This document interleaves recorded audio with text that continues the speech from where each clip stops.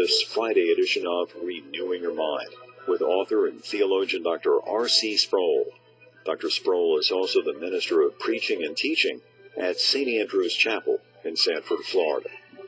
No matter where you live, there's a governing body that enforces laws that impose restrictions on your life. Laws are legal boundaries that dictate what you're allowed to do and what you're obligated to do. But laws change from state to state, and then again from country to country. But how does that principle work in the sphere of religion? Is the atheist exempt from obeying the law of God? In this age of grace, are New Testament believers exempt from the law in the Old Testament? To help make sense of all this, Dr. Sproul will explain the foundation for law and how we've moved away from it. Continuing our series, Building a Christian Conscience, here's Dr. Sproul with the Creation Ordinances. In this session, we're going to consider an element of principles of Christian ethics that is often overlooked in the Christian community, but yet is very, very important, I think, for our total and complete understanding of how God's law relates to our lives. We're going to consider what I call the Creation Ordinances.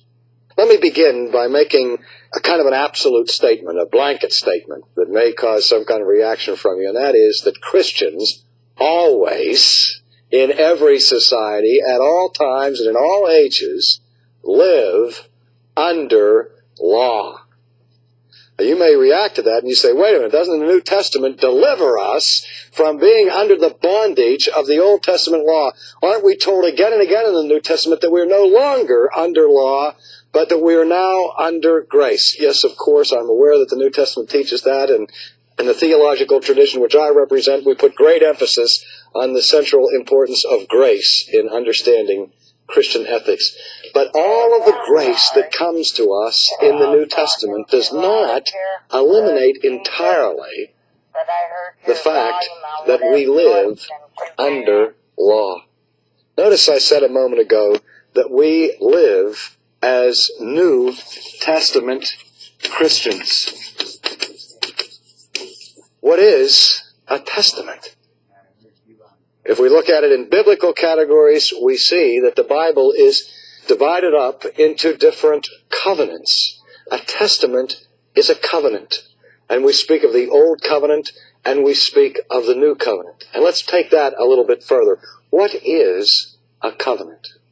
Well, in its simplest terms, a covenant is an agreement, a contract between two or more persons.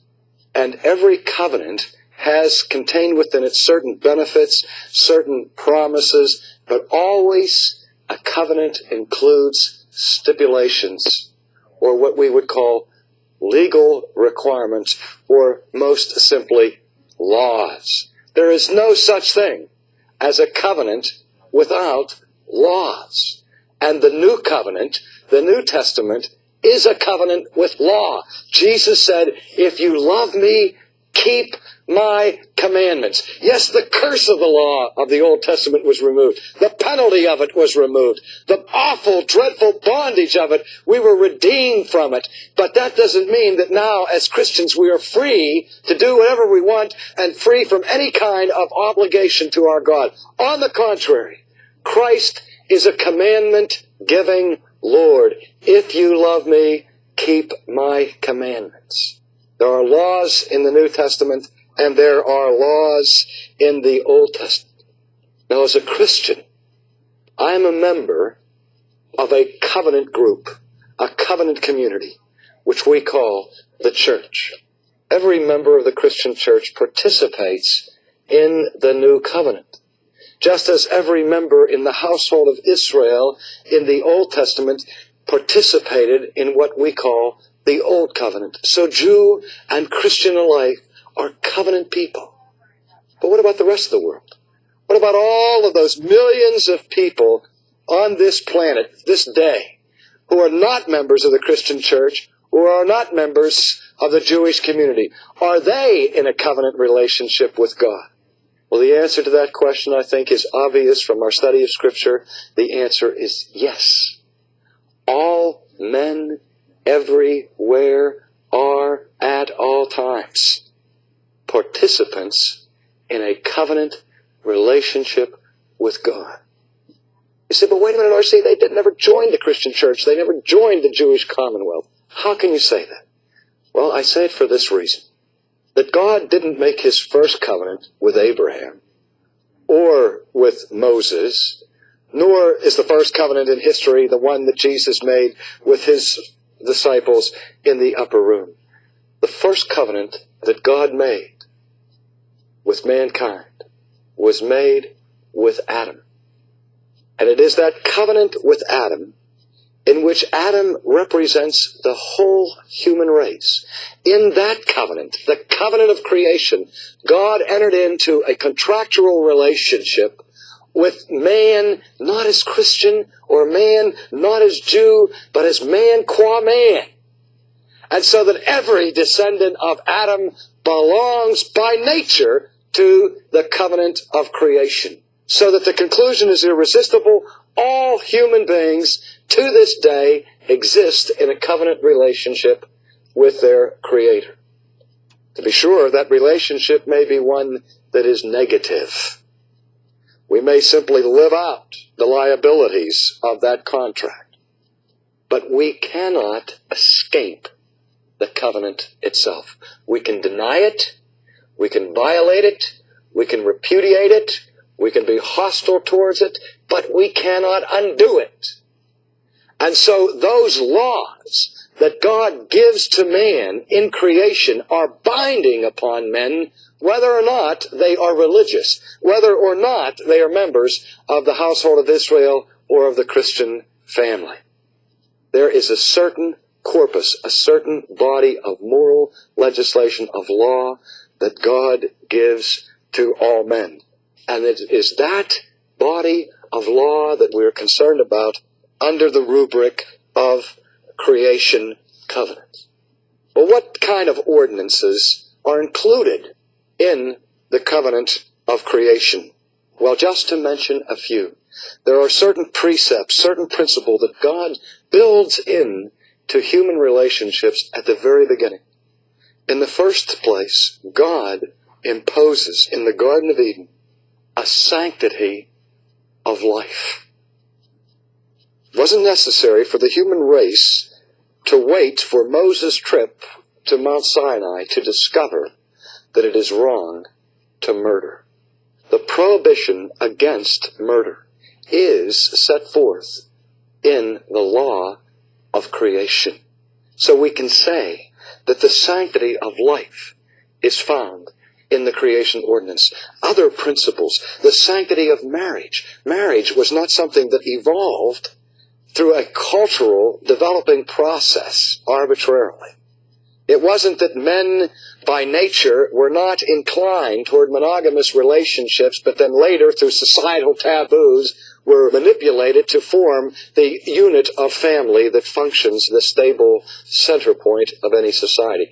The sanctity of marriage is given by God in creation. This is one of the reasons, incidentally, why the church recognizes the validity and the legitimacy of civil ceremonies of marriage. We do not reserve the right to perform marriages to the church alone. We acknowledge the just estate of marriage that is set forth by the officers and the magistrates of the civil state.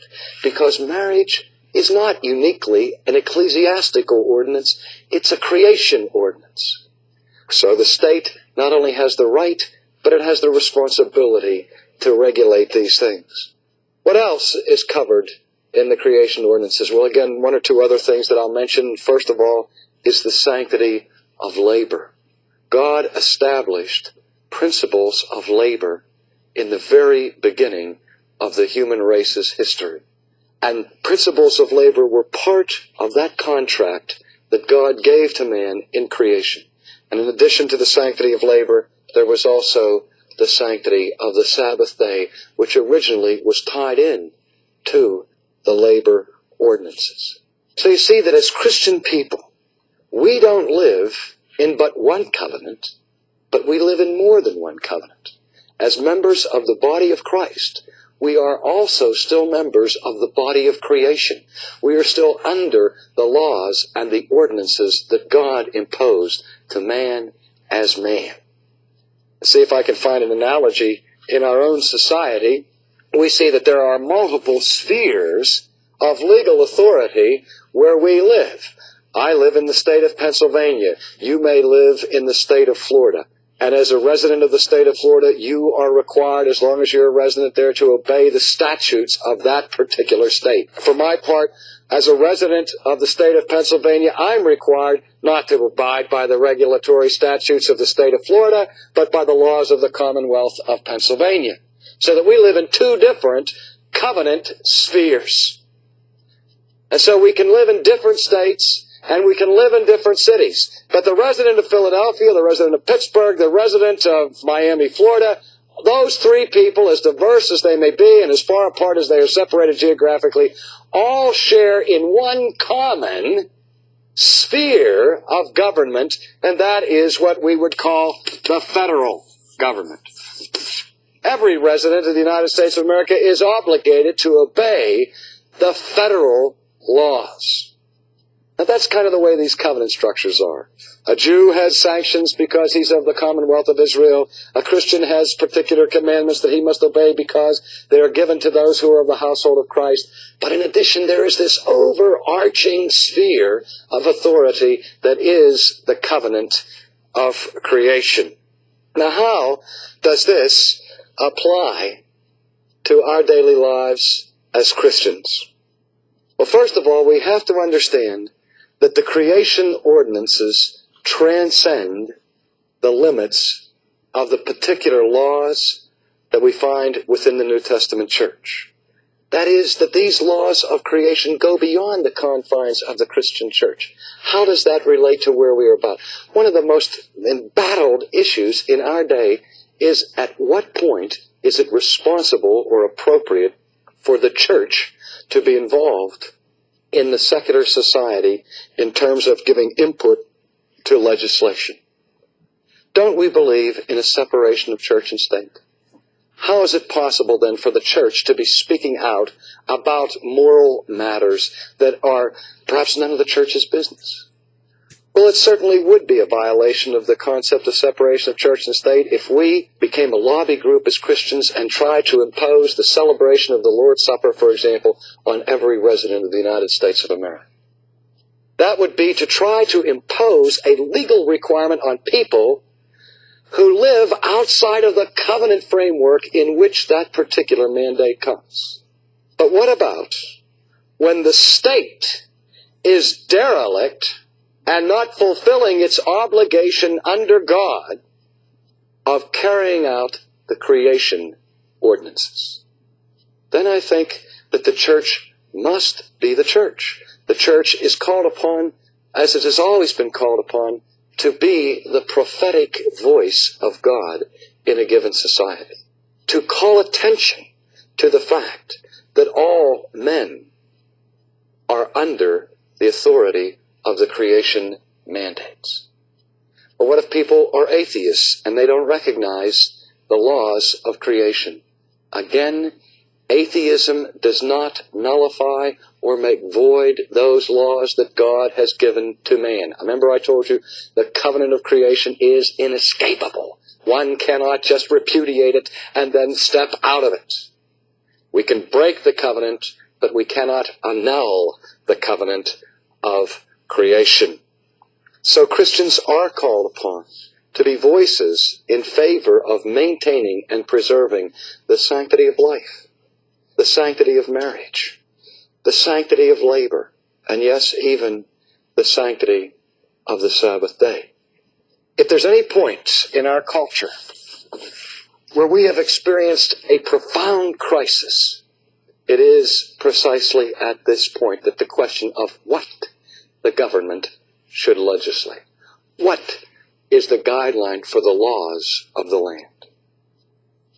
We've seen a significant shift, not only in American history, but in the history of Western civilization, away from a Judeo-Christian idea and concept of law. Even within our own history, we see three stages of law. there is what we call the eternal law. Then there is what we call natural law. Then there is what we call positive law. Now, let's work backwards. What a positive law is nothing more than a particular law. A particular law that appears on the books that you should not sell falsely measured baskets of wheat in the marketplace. That's a positive law. Well, the question you might raise right away, well, why shouldn't we sell falsely weighted measures of wheat in the marketplace? Why can't we lie about the contents of the ingredients that we're selling? Well, historically, we would see that this kind of selling involves fraud, a violation of certain principles. And the principle here is, in the first place, a principle of the integrity of labor, not to mention the principle of the sanctity of truth. And also, the ingredients of a particular product may be harmful to human health and life, and so we even violate the sanctity of life. And so it would be acting against natural law. That in nature, there are certain principles, the law of survival, for example. And to act against the needs for human survival would be to act against nature. And we've judged that to be wrong. But why is it wrong? Just because nature says it is wrong? No, classically and historically, the Christian has said that those laws that we find in nature are nothing more than the external manifestations, the present temporal laws that reflect the eternal law of God. Because remember, we said at the beginning that all true, just law is based ultimately on the character of God and His eternal being. And from those eternal principles that are part of the makeup of God Himself, we get a reflection of that in natural law. And then the particular positive laws that are enacted in this world are called to reflect the natural law, which in turn reflects the eternal law. So that a law is considered good or just if it corresponds ultimately to God's standard of righteousness. But I said we have a crisis of profound proportions in Western civilization. And it's a crisis of ethical principle. What has happened is, along about the 17th century and into the 18th century, a tremendous reaction against biblical revelation was voiced in Europe in the arising of the Enlightenment. And confidence in a revealed source of knowledge of eternal law came to pass, and society tried to establish itself in a revolutionary way, basing its legal structure on natural law, apart from a consideration of the revealed law of God. In fact, one of the nations that emerged at that point in history was the Republic of the United States of America. And you remember what the principles there in the Constitution, in the Declaration of Independence, there was confidence in a bedrock of abiding principle that was discoverable through natural law. Language like this: we are endowed by our Creator with certain inalienable rights, and among them which is the pursuit of life and liberty and happiness. See, the idea of the sanctity of life, rooted and grounded in creation, is a part of the bedrock of the philosophical ethos of our nation.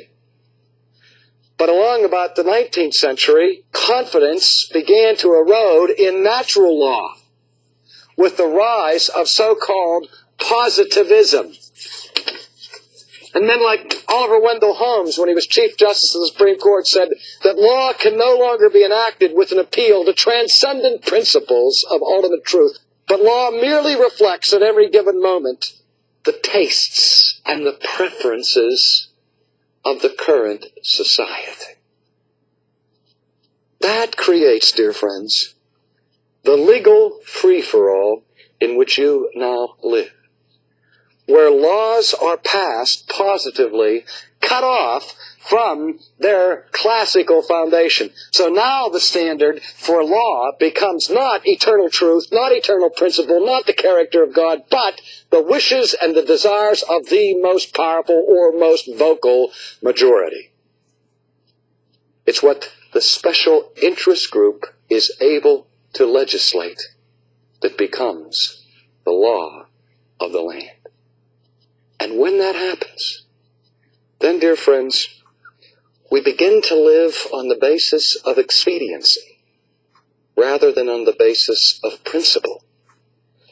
And at that moment in history is when it is incumbent upon the church and on the people of God to open their mouths and to call attention to the lex aeternitatis, the eternal law, and the eternal law of God that is manifested in the lex naturalis, the natural law that is built into creation, so that society, that human community, will not be at the mercy of the tyranny of the majority.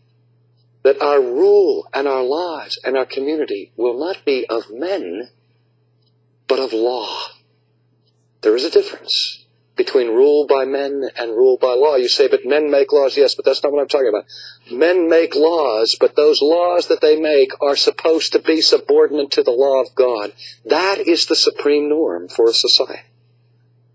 And so as Christians, we need to be keenly alert to this radical change in the fabric of our own society and certainly in the fabric of our own judicial system. And we need to open our mouths and say no when we see our legislators legislating on the basis of expediency rather than on the basis of principle.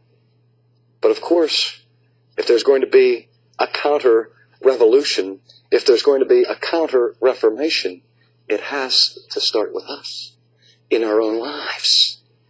Because what the culture does or does not do in the final analysis does not affect my responsibility to God. I am called to be a man of principle, and you are called to be a person of principle. And where the Reformation starts is when you and I begin to live by principle and not by expedience.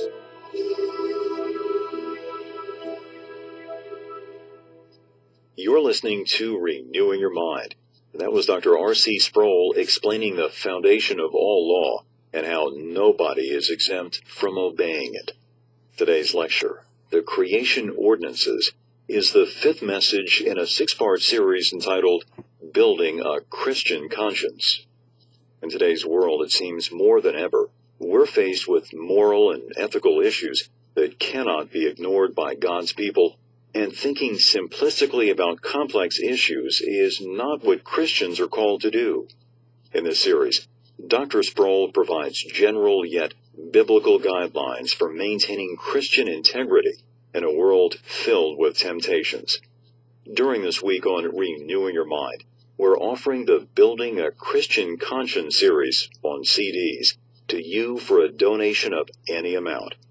Our toll-free number is 1-800-435-4343.